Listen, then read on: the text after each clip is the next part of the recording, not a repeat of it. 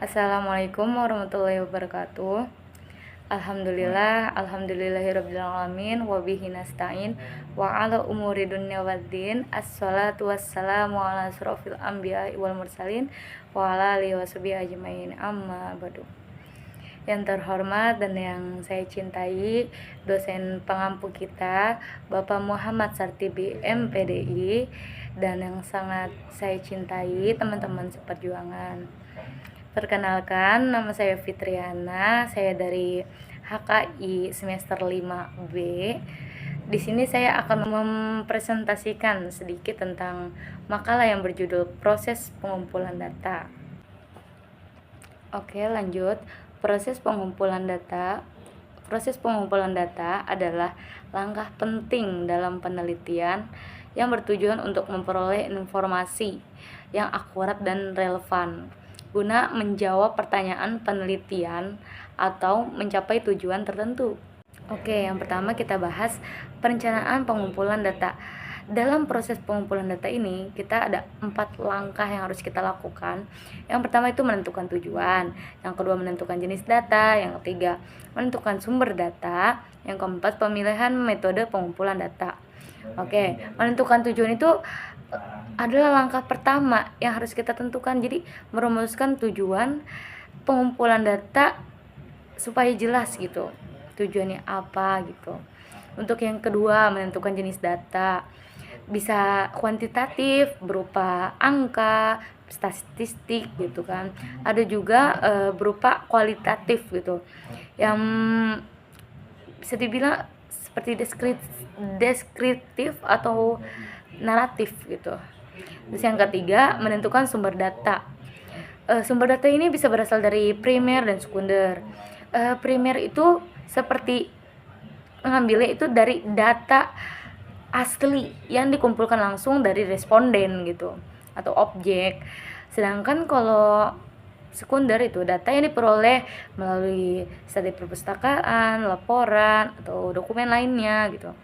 Untuk yang keempat, pemilihan metode pengumpulan data. Jadi setelah kita nentuin tujuan, jenis-jenis data yang ditentukan, selanjutnya adalah memilih metode pengumpulan data yang sesuai.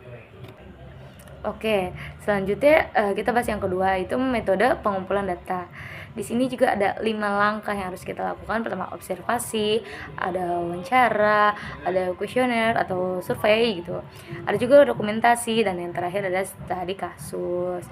Observasi merupakan metode yang melibatkan pengamatan langsung terhadap objek atau lingkungan penelitian, jadi langsung ke TKP gitu. Sedangkan ada yang kedua, wawancara atau interview, melibatkan interaksi langsung antara peneliti dan responden.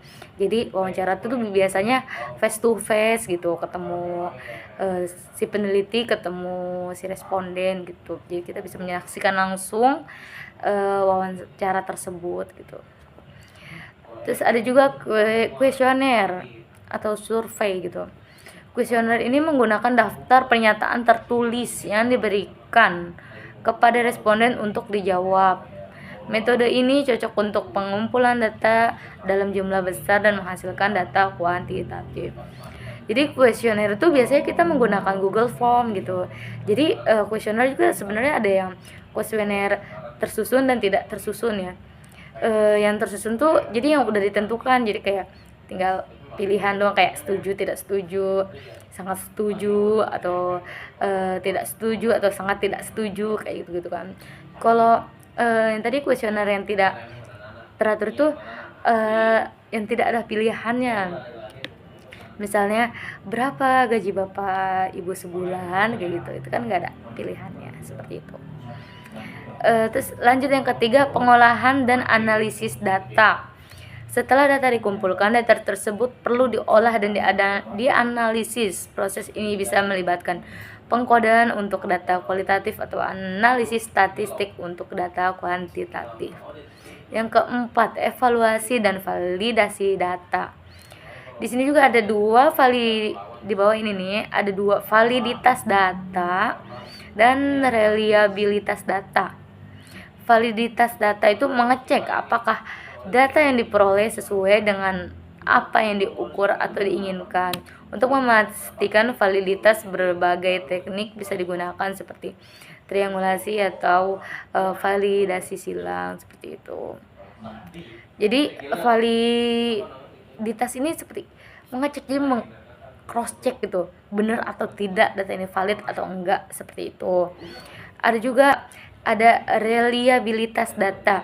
Jadi metode ini menjamin konsistensi dan keakuratan data. Data harus bisa diuji ulang dengan hasil yang konsisten untuk dinyatakan reliable.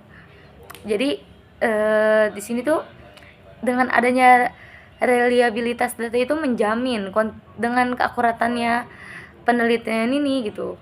Jadi dicek secara berkala gitu agar hasilnya akurat dan dinyatakan reliable gitu. Ada yang terakhir, penyimpanan dan pengelolaan data.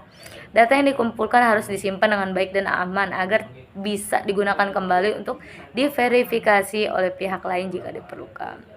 Jadi ya, untuk keamanan dan kenyamanan bersama, sebaiknya penelitian ini, data ini dikumpulkan atau disimpan lah gitu sewaktu-waktu, misalnya jika dibutuhkan siap gitu, seperti itu.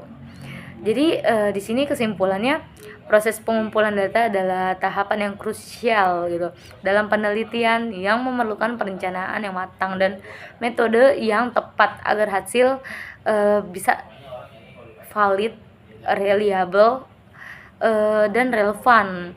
Dengan tujuan penelitian tersebut, pemilihan metode pengumpulan data yang harus mempertimbangkan karakteristik penelitian dan sumber daya yang tersedia.